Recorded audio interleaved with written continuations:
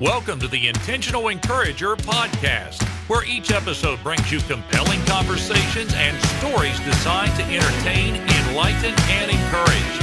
And now here's your host, Brian Sexton.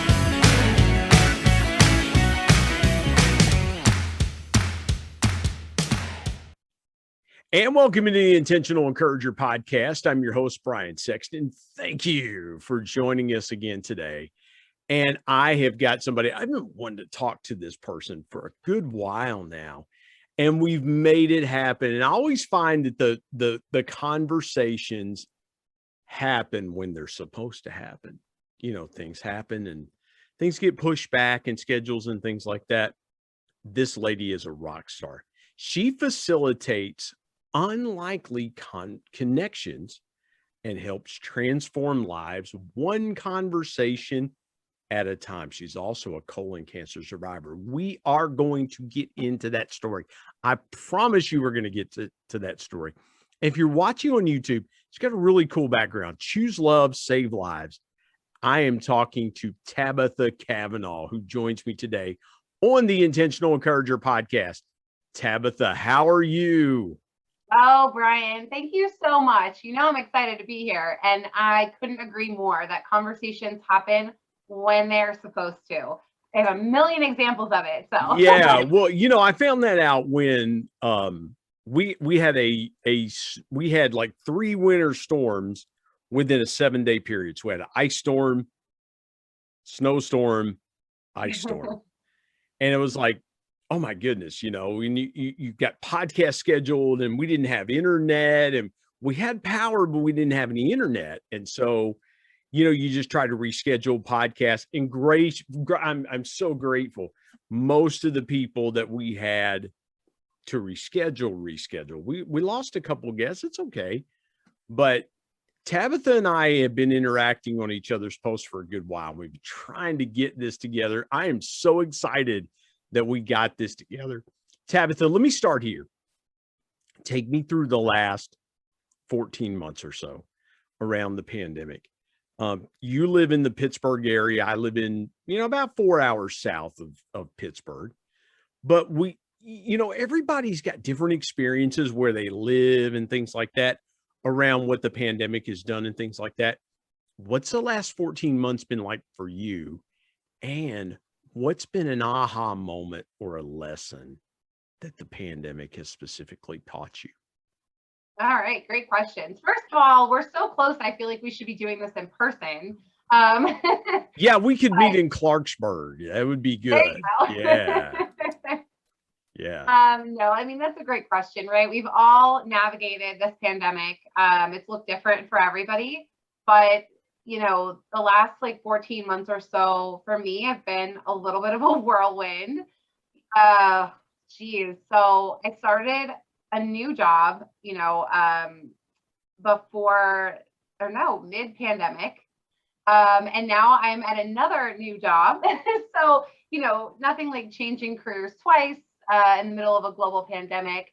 I lost my grandfather to COVID last year. So there's been a lot. It's been a lot of balance and just kind of going with the flow of things. And thank God my cancer journey taught me a lot before COVID. So I would say a lot of the lessons I learned were pre-COVID and things that I was able to carry into this last year, but for sure, this last year reinforced just making the most of my minutes and living graciously, living unapologetically. And those are things that I've been really proud to say that I've done this last year, things that I've, tried to improve on myself, just things like lose weight, just start reading more, lots of things, but mostly family and friends, and making sure that, we've kind of kept our little bubble. But I refuse to fully stop living during this pandemic because I had to stop living for a little bit when I was going through cancer. And you just never know when your last day is going to be. So that was my own personal take on it, Well, and I'm sitting here taking notes, and there's a lot of different directions. And I'm writing this down. You never know when your last day is going to be. That's so true. That is so true. Because again, you know, the Bible says that life is like a vapor. It's here today, it's gone tomorrow. And I know that losing my dad, one day he was here, the next day he was gone. You know, and so in Tabitha, I can totally empathize with losing a grandparent through COVID. We lost my wife's 98-year-old grandfather through COVID. And so again, I can empathize through that. You took 2 new positions. Everybody is talking about all this doom and gloom. All these things are, work slowing down. Everybody's working from home and things like that. You started 2 new positions. It's tough to onboard 1 new position. How in the world, because you've got a background in recruiting, how in the world did you navigate through 2 new positions during COVID-19? Oh man. So it has been a challenge because one of the first position was actually me switching into a brand new industry. So I wanted to be in healthcare and I finally made my way there. And after a few years in recruitment, and it was a contract position. And it just wasn't meant for that to be my final destination. And so, one thing that I found so interesting in developing what I like to call a strong ass mindset, is just remembering. I'll let you say that. I am going to not repeat that, but I'm going to let you say that. Sorry. No. It's all good. Listen, I have had to edit out F-bombs. I've had to, so I mean, it's perfectly fine. So let's park there for just a minute. The mindset. When and you said something a minute ago that I love. You said that, when you went through cancer, we are going to say, I don't want to give that part away because we're going to save that till later in the conversation, but let's tease it a little bit. The mindset that you have to go through is that you go from patient to survivor. And a lot of people that battled COVID were COVID patients. They've come through the other side. And again, I don't want to equate cancer and COVID. Again, one is a virus, one is not. It's a disease. It is it's night and day. Yes, there's similarities. I mean, yeah, people really did suffer through it, and we lost people to COVID. I guess here's where I want to go. Since you brought it up, here's where I want to go. I felt like for the last 14 or 15 months that we have pushed all these other survivors to the side. And we just focused on COVID. We have been so COVID focused that, and I was talking to somebody one day and they were telling me, they were like, yeah, we're still going. And I'm like, you know what?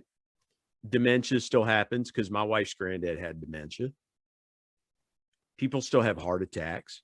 People still have strokes. And guess what? People still have cancer. Mm-hmm. And it's almost like we forgot about those people, not to get political, but it's almost like we forgot about those people. And I said this one day in a kind of an offhanded way, Tabitha. I said, okay, if COVID is our primary focus, then why not just turn the cancer centers into COVID centers and turn the heart centers into COVID centers?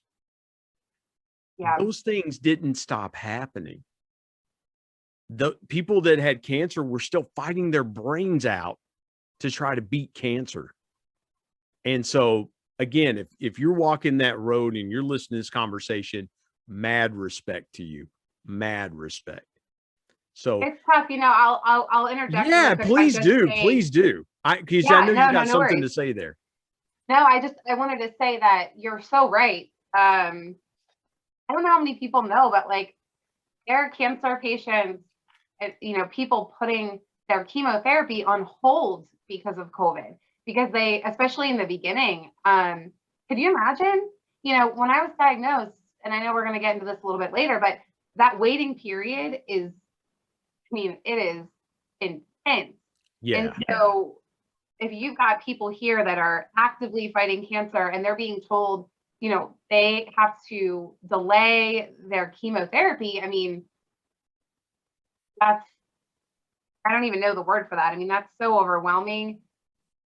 It's crushing. And so to your point, a lot of things were ignored or pushed to the back burner during COVID. And I think we're starting to see the light, but yeah. Well, and Tabitha, to your point about that, and I love what you said there about the putting things on hold. Okay. For a cancer patient, when you find out that diagnosis, you want to begin treatment as soon as possible because cancer is aggressive. If you don't get out ahead of it, it can be too late before you know it.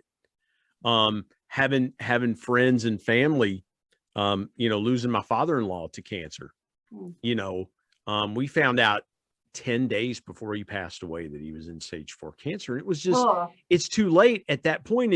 It was literally too late to do something. And I love what you said there about the waiting period that happens anyway.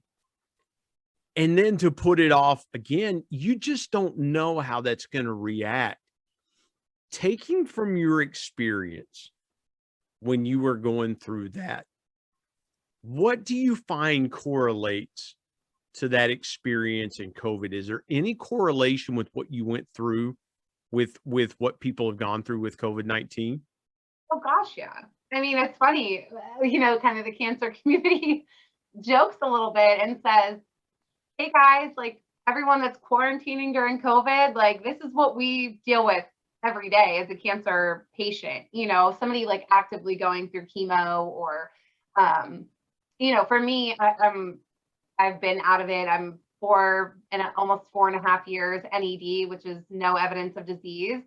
And so, that's probably got to be the coolest term you've ever heard is NED.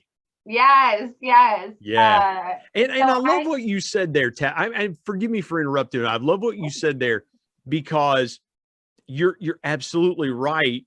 When people are going through cancer and they're in remission, your immune system to fight this disease is under constant bombardment because it's the treatment regimen that has to happen to kill those cancer cells that you just feel depleted. And again, I want you to take me through that here in a little bit, but I love what you said, like, hey, this has been normal for us, and listen, when I would go to Walmart or things like that before the pandemic, and you would see somebody wearing a mask, you knew they had something wrong with them. Like maybe they, maybe they just had gotten out of chemotherapy. They just gotten out of the hospital, or they were, just had surgery. You knew they were like, oh man, this is something wrong. Let me ask you this. Do you believe, and maybe this is not the right way to ask this, but this is what's on my mind as you were talking about this. No, go for it. Do you really, do you feel like being a cancer survivor like you are, do you feel like it will change the way people perceive cancer survivors after the pandemic? Because a lot of people, to your point, people would go to the store, they go to Walmart. It's like, yeah, I'm wearing this mask because I'm a cancer survivor. I can't afford to get sick. And now we've just generalized the mask so much that you really don't know who's a cancer survivor and who's not, or things like that. Do you think we have kind of generalized those people who have really come through traumatic situations? I definitely think that, in a lot of ways, I don't want to say it's been like diminished what cancer survivors have to go through, or cancer patients, people that are actively undergoing treatment that are maybe their levels are low and they really can't afford to venture outside, or maybe they don't have the energy even to get outside. I can't tell you how many days and weeks I spent in bed or on the couch. But I don't know. I think people are so eager to get back to like the no mask situation. I I hope ultimately that, the people going through cancer at any point in time are going to have the freedom to kind of do what they were doing before in some sense. But right now, honestly, I think COVID has pushed a lot of those cancer patients force them into their homes because they don't have a choice. To go out and potentially get COVID on top of cancer is, a deadly combination. Yeah. So while true. everyone's complaining that they have to wear a mask when they go out, there's a lot of cancer patients that can't even go out. And a lot of people with really compromised immune systems anyway, whether they have, right. I have cancer or not. I have a sister-in-law with a compromised immune system because of lupus. Exactly. And so, you just have to kind of roll with those punches. And so I love what you said there, because again, I think those of us that are healthy, right? Those of us that, and maybe even people that have gotten healthy after they've had a diagnosis and disease and they've overcome it and beat it, they understand the compromise, the health compromise that people walk around with every day. And right. I think, I want to, like you, I want to see us get back to normal, because again, I think people walking through disease states like that, they want as much normalcy in their life as they can get. Being around those folks, they're like, don't pity me, don't treat me any differently. I want to do what you're doing as well, even though I've gone through chemotherapy, even though I've gone through this and that. I just want to get back to normal too. Like, I just want to go enjoy a picnic, or I want to go to a baseball game or something like that, and just be normal. Yeah, I mean, I used to live for the weeks. I had chemo every other week, so there was always a 4 to 5 day period in between chemo where I'd start to feel better, kind of start to get back to a better place where I would really be like living it up as much as I could. And by living it up, I mean, please, I was just trying to get out of my house and see some people, just give myself a little bit of variation, because I was either in a hospital or at home, recovering. So yeah, I mean, I definitely lived for that time. And now I feel for the people that really can't even have that in between time, or because they can't afford to take that risk at the moment. So it's a tough situation for everybody. I mean, I tell people not to compare, because we all go through challenges in our life and it's all relative. What might seem like a catastrophic mountain to you to climb might be different from the person next door or me or whatever. So I always just tell people, however you feel your mountain is, whatever your challenges that you're facing, don't diminish it. Don't, say, oh, well, I shouldn't even complain because you had cancer. And I hear that a lot. Oh, I shouldn't even complain because you had cancer. And what I'm going through is nothing compared to what you went through. But I think that God gives us what we can handle. And for me, handling cancer was something that I thrived at. And I think that God put that on my plate because I think I was supposed to use that story, ultimately for good. And God knew that. So, and I just think he gives us, what we can handle, but it is all, it's perspective. It's where you come from. And that's why COVID for me wasn't as hard as it may have been, if I had gone through COVID 5 years ago. No, you're 100% right. Let's step aside, take a break. When we come back, I want to talk to Tabitha about one thoughtful connection. She and I have a lot of that in common, because I wrote a book about connection called People Buy from People. So I want to talk to her about one thoughtful connection. I love that. You're going to love it too. Tabitha Cavanagh is my guest today on the Intentional Encourager podcast. Come back here in just a moment.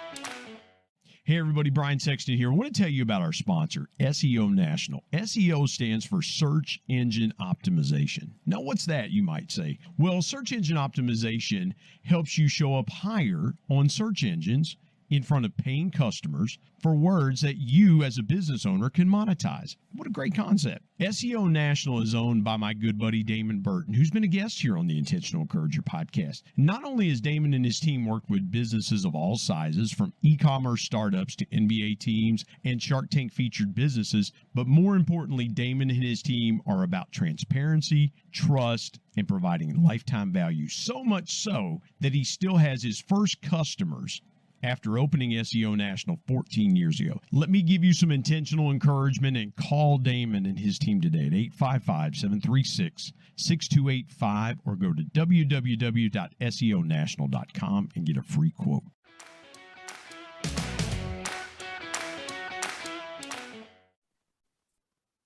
Tabitha, I want to park here for just a few minutes.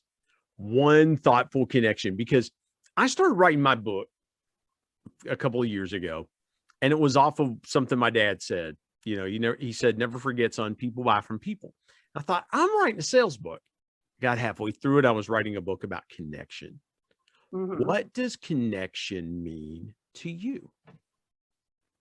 That's a loaded question, because I am probably one of the biggest believers, not the only, of course, but one of the biggest believers in connections. As you alluded to earlier, I facilitate unlikely connections. A lot of people are like, what does that mean? And what it means is I just help people come together that maybe never would have met in this life. And what that means, connection to me is such a thoughtful thing. It's something I think about 24/7. From the minute I meet someone until something pops up that, you tell me something and I'm like always thinking about it. And then eventually, and it always happens this way for me, which is why I know this is one of my, superpowers. I'm not good at everything, but connections is one of the things that, I think God gifted me with. And being a resource, making sure that I have a big enough community, that I've built a big enough community to make sure that no matter who I meet, I always have something to give them. So I always have some way to bring value or to teach them something new, to introduce them to a new person, a new idea about their career, whatever it is. So to me, that's what connection is all about. It's about being a point of contact, a resource to change that person's life. And I really think that that's what one conversation can do. And so, something I lean on heavily is that one conversation can change the trajectory of your life. And I just have way too many examples that can back that up to not believe it. I love that. One conversation can change the course of your life. I love that. Yep. Because that is so true. Think about it this way. Somebody you meet in line at the movie theater, if you're single, could be your husband or wife. Yeah. Somebody that you just happen to bump into in the mall could end up being your soulmate. And I again, I know that's a little bit different way to look at it, but again, I've been married to the same woman for almost 25 years, and we met on a blind date. So, I mean, nice, congrats. Yeah. So it takes a lot to get through 25 years of marriage. What's that? I said it takes a lot to get through 25 years of marriage. Oh, you have no idea. Yeah, and she another conversation. And she would, that one conversation could be, multifaceted. Yeah, we can talk about that. But again, Tabitha, I love that because people talk about, when you change careers and things like that, and you've done recruiting and things like that for a long time. You may have and my dad always told me, he said, listen, it never hurts anything to have a conversation. It doesn't cost you anything to have a conversation. But you never know that somebody, you reach out to somebody and you go, wow, that conversation could spark something or change a life or something like that. That's how you think about Apple, or you think about Microsoft or Amazon, and you think about, okay, well, it could have been a conversation that birthed an idea that birthed this amazing company. And so Exactly. I love that. Can you take me through a conversation in your life that changed your life?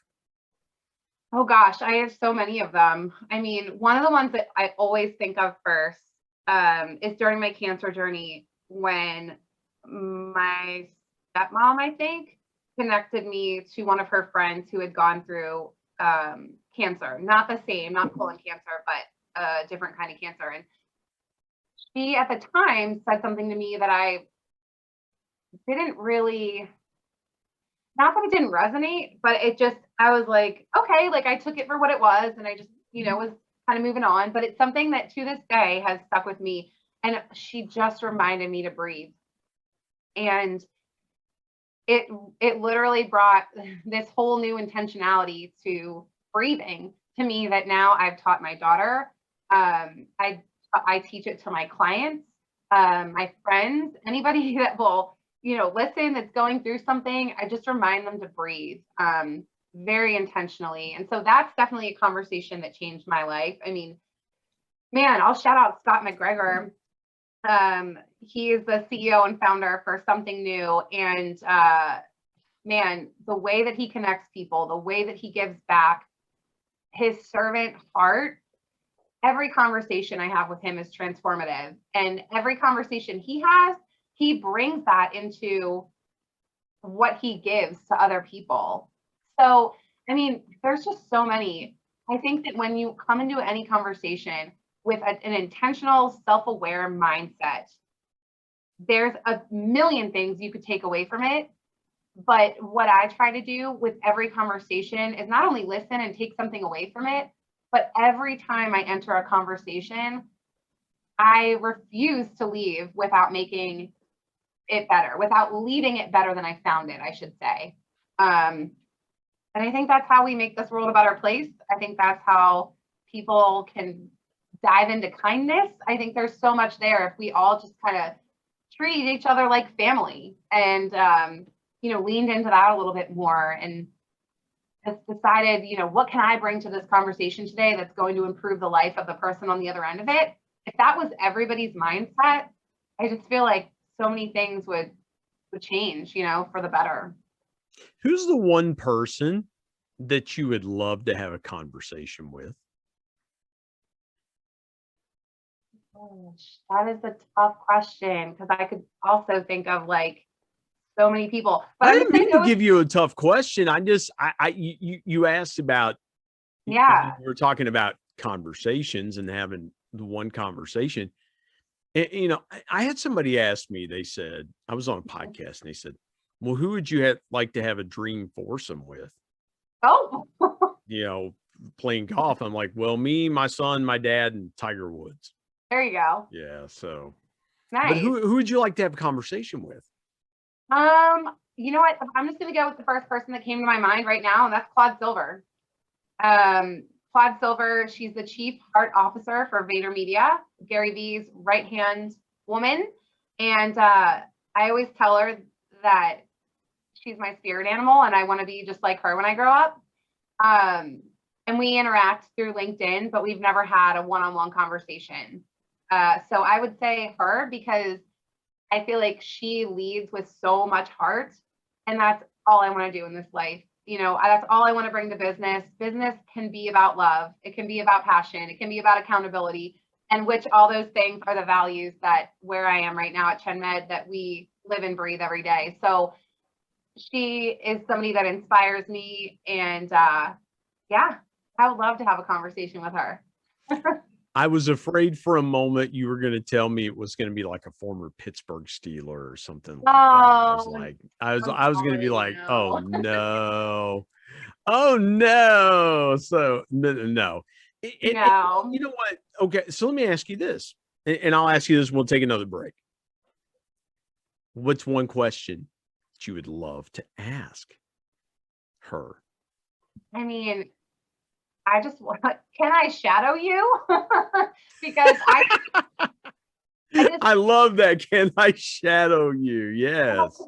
Come sit in your office like every single day for like 3 months and learn and listen and shut up and just absorb it all, because everything I see come out of Pod Silver's mouth is gold, because it all comes from this incredible internal place, that she just wants to make everyone's situation better. She wants to, like I said, just lead with heart. I can't think of it any other way. So I think that's what I would ask her.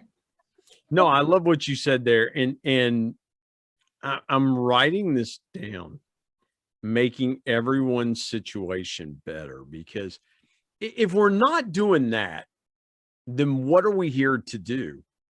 Is to make other people better. And so I love that. No, that's a great question, Tabitha, because, can I shadow you means, can I learn from you? Mm-hmm. Can I learn something from you? And I love that. That's so good. Let's step aside. Let's take another break. When we come back, we are going to tell Tabitha's amazing story. You're not going to want to miss this. The incomparable Tabitha Cavanagh joins me today on the Intentional Courage podcast. Back in a moment.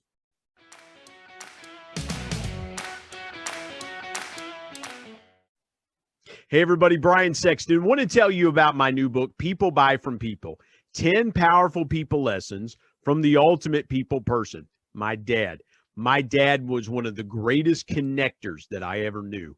And he shared with me 10 connecting principles that I have used throughout my 25-year sales and sales management, customer engagement, and leadership career that I'm passing along to you. If you want to be a stronger, deeper, and more powerful connector, you've got to pick up a copy of People Buy From People. There are concepts in there that you may not realize help make you a power connector. You can go to Amazon and pick it up, Kindle if you're an e-reader and you like to do it that way, or now available on Audible. And there's one other way you can get a copy of People Buy From People. You can get one from me and I'll sign it for you. You go to intentionalmediaandpublishing@gmail.com and send me an email, and I'll share with you the link on how you can get a signed copy. You can buy a signed copy directly from me. Again, People Buy From People. If you want to connect like never before, pick up your copy today of People Buy From People. And now let's get back to more great conversation here on the Intentional Encourager podcast.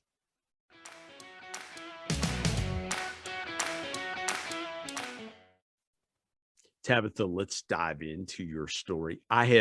We have teased this. We've talked about this. We've talked about, we've kind of just gotten around it a little bit. Now I want you to take me through your story. Take me as far back as you want to go. Okay.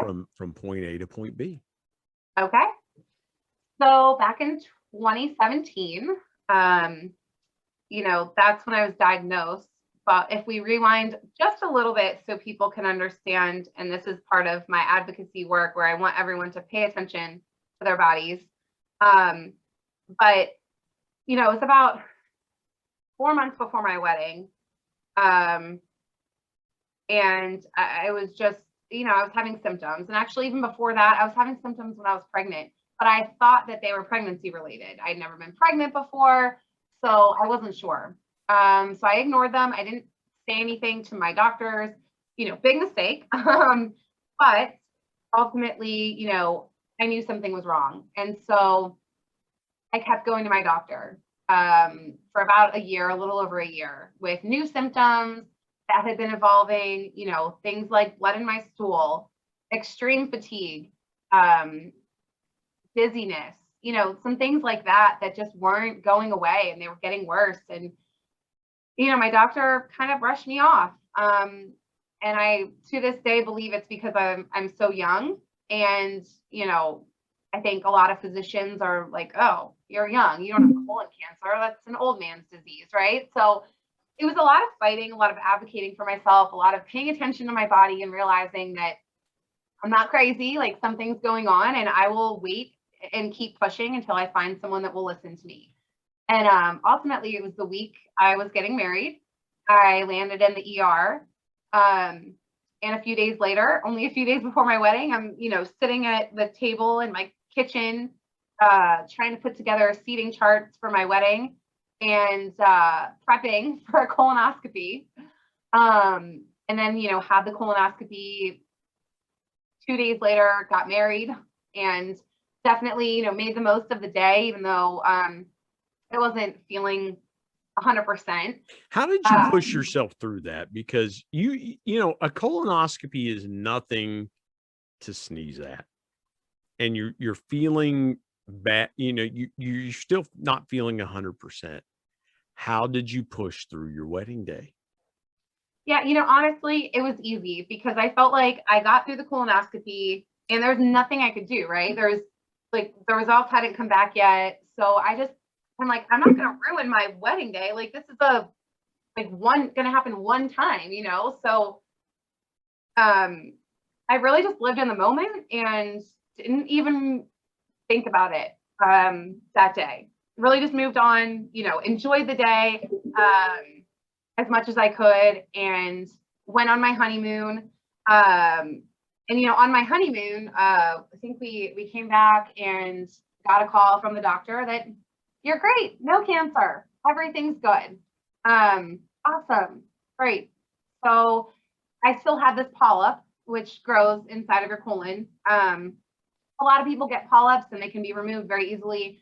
This one in particular, of course, it was pretty aggressive. It had gone a good way around the inside of my colon, and so I knew that I had to do something with it, right? I couldn't just ignore it. It needed to be removed. So long story short, after going through multiple surgeons who were telling me, one thing after another that was like scaring me because they were making it sound really bad, and I finally found my way to a surgeon at the Cleveland Clinic in Ohio who put all of my fears to rest and told me we could do this 1-hour procedure that would basically start to burn off part of the polyp. And I tell you all of this because I had to go into that surgery thinking that I was going to be awake in 50 minutes, in an hour, but understanding that there was a possibility that they could get in there, see something, and it could end up being an entire colon resection.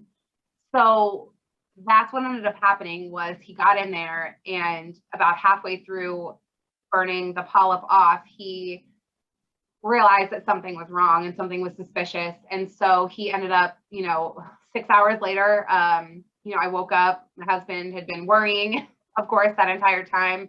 And I woke up to having had a colon resection where they took out, about 8-10 inches or so of my colon. And so the whole time we're thinking it's not cancer. And 2 weeks after my surgery, I get a call from my surgeon, and he says it's stage 3 colon cancer. It spread to 6 of my lymph nodes. And fortunately, they were able to remove those lymph nodes in surgery as well. But that started my journey, my 6-month journey with chemo. And really where I feel like I was reborn, and I feel like my life kind of started over again. Let me ask you this. I want to ask about your support system, because when people go through cancer, they don't go through it by themselves. You mentioned your husband, and how was your support system going through cancer? Yeah, I was very blessed because I realized, and I came to realize especially, that not everyone has the support system. And kind of a catchphrase for me since then has been cancer requires community. It also stands for CRC, colorectal cancer. So kind of a play on that, but it's so true. And then I kind of evolved it into this life requires community, because it really does. I mean, they don't say it takes a village for no reason. That's how it literally used to be. So, I had my in-laws, I had my family, I had my friends, I had a whole community of strangers that came together to support me, to raise money, to, I'm going to shout out Sarah Johnston.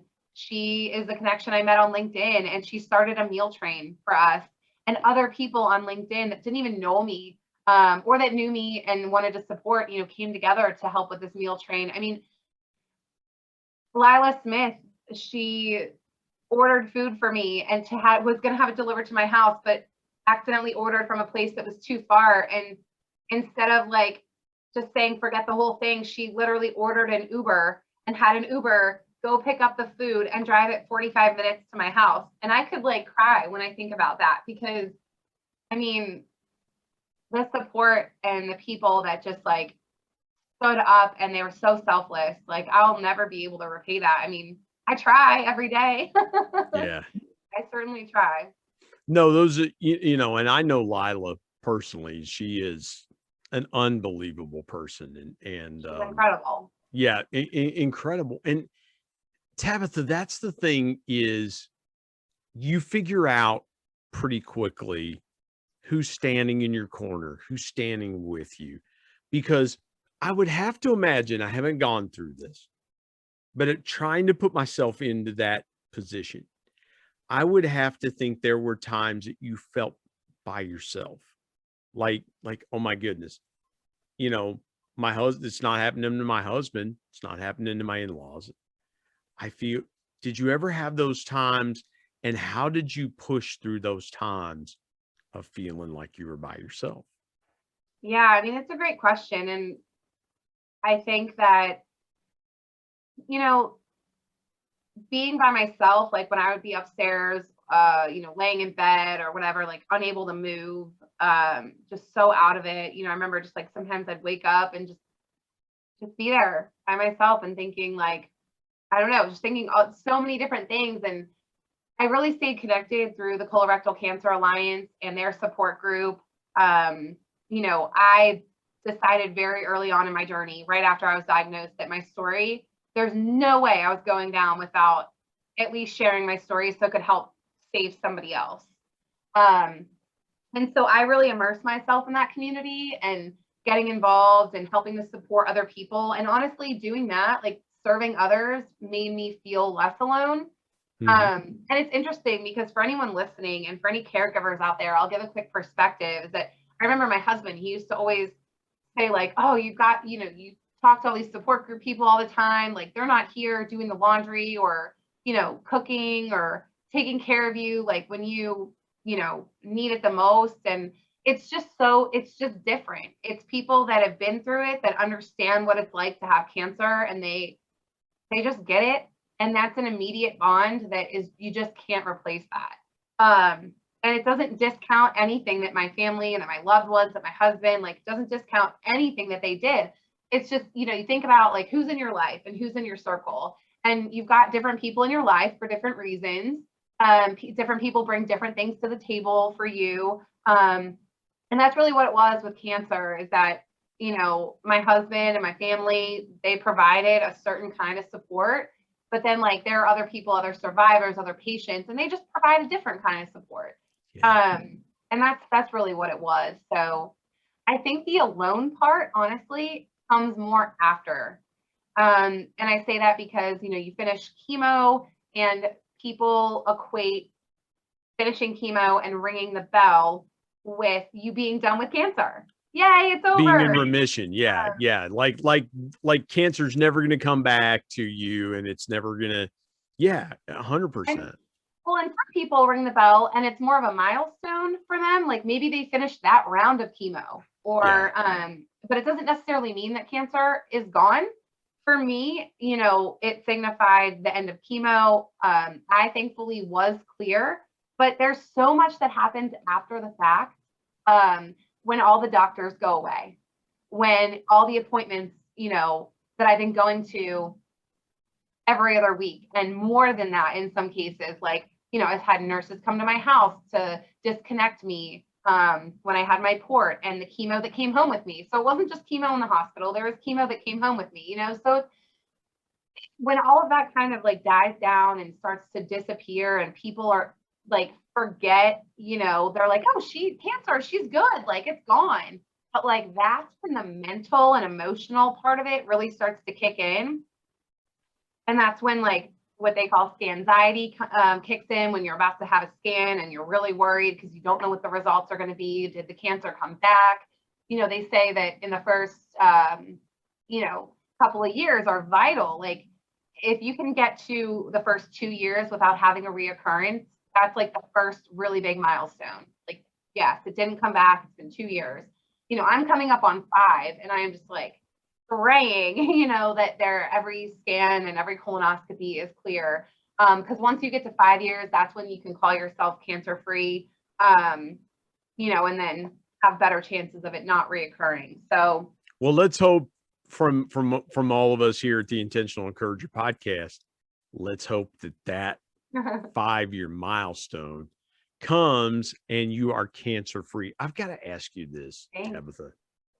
What was the greatest lesson you learned going through cancer? You know what? Through cancer came one of my favorite Bible verses, Ezra 10:4, and I can thank my chemo brain for never, ever, ever being able to remember it off the top of my head, even though it's one of my favorites. But the part of it that I really like to focus on is the be strong and do it. And the rest of it, and I won't say it so I can encourage people to go look it up. It's the ESV, the English Standard Version. But basically, to me, it talks about building community and being there for each other and rising up and finding your grit and going and doing the dang thing, because we get one chance at this life. And what spurred off of that was, make the most of your minutes and strong ass mindset, and all these things, because there's not always enough time. People are always like, oh, I'll do it tomorrow, I'll do it later. And there's a million excuses. And I think it taught me to have less excuses. I'm certainly not perfect. But I think it taught me have less excuses, leave a living legacy. Don't wait until you're gone to have this legacy. Like, do it now. Lean into your gifts now and run towards those things. And my relationship with God, was strengthened. There were just so many positives. Like, I definitely call my cancer journey a blessing, but I also, on the flip side, realized that I can say that because I'm still here. And there are a lot of people that can't call it a blessing. I just had a friend lose her life to colon cancer last week, left behind small children, and a husband. You just never know when your last minute's going to be. And that's why I refuse to stop fully living during COVID, because if I leave my house today and get hit by a car, I wanted to know that the last year of my life, I lived it the best I could. So I think those are some of my biggest takeaways from my cancer journey. I was able to find Ezra 10:4 because I have a Bible app on my phone, and the ESV version. And it says, "Arise, for it is your task, and we are with you. Be strong and do it." But I like the 5th verse. I want to read the 5th verse that goes along with it. It says, "Then Ezra arose and made the leading priest and all Israel take an oath that they would do as had been said. So they took the oath." So in other words, they all took the oath to be strong and do it. Everybody that heard those words took an oath that they would do what that passage said to do. So I'm going to encourage you, be strong and do it. Tabitha, I feel like you've got one more piece of intentional encouragement besides that. Would you share that with this audience today? Yeah, I mean, I'd love to circle back to kind of career changes, because I think leaders and job seekers alike make it harder than it needs to be. There's tons of people out there with amazing transferable skills, and I could tie it all up, all of our whole conversation, I could tie it up right now with this one example. So when I was looking for my new role after my contract ended, I knew I wanted to stay in healthcare. And so I specifically targeted ChenMed. I knew that I wanted to be in another value-based care, primary care health space.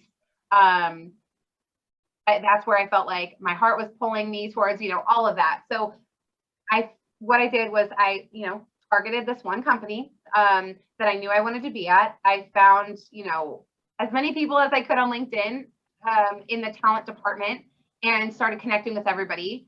I sent voice memos to people and just started putting myself out there. I I connected with Joe Messina. He is the director of TA for ChenMed.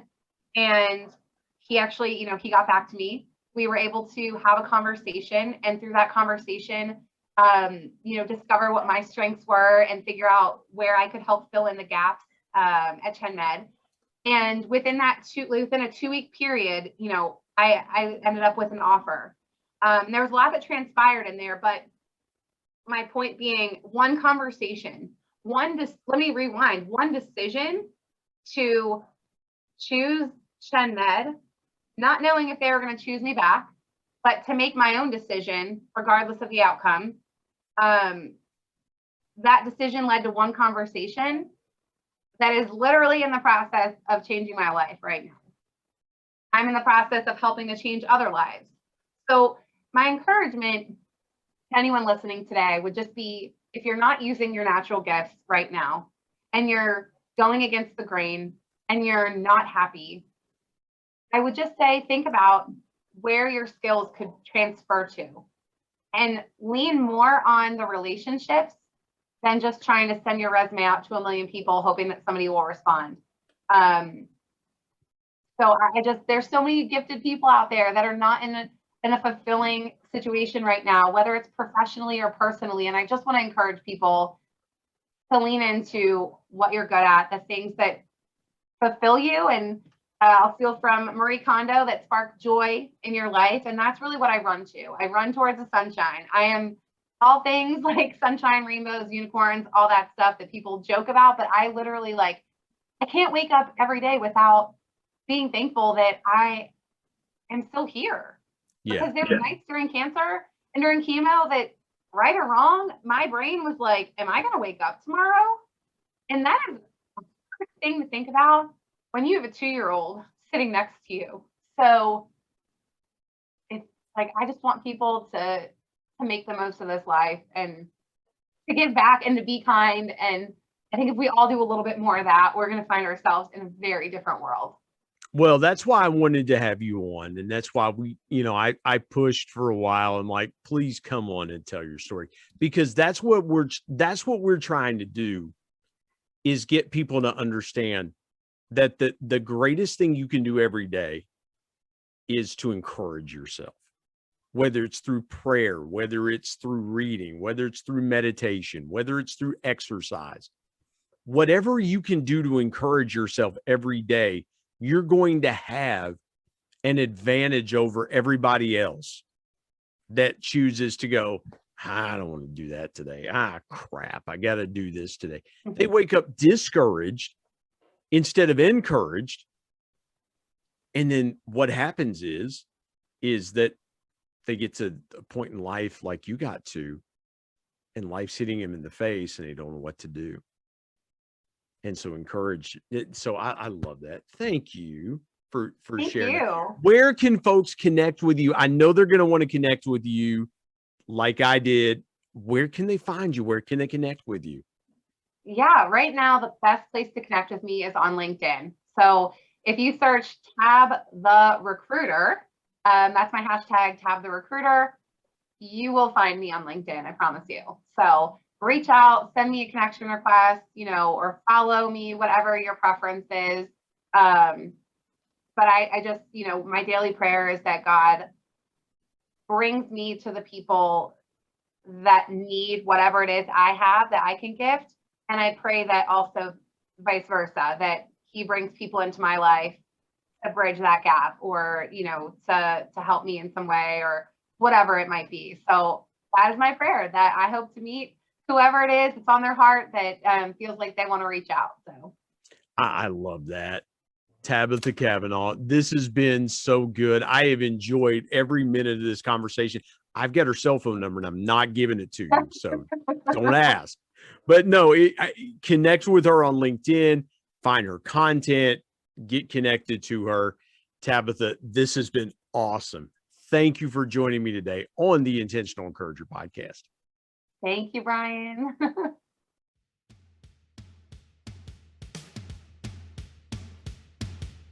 My thanks as always to producer Bryce Sexton and technical advisor Matt Means. And of course, the ultimate thanks goes to the Lord Jesus Christ, who provides intentional encouragement every day through his word. If you're not subscribed to the Intentional Encourager podcast, hit the subscribe button wherever you get podcasts so you don't miss an exciting episode where you can get encouraged and stay encouraged. And remember, anyone, anywhere, at any time, any place can be an intentional encourager.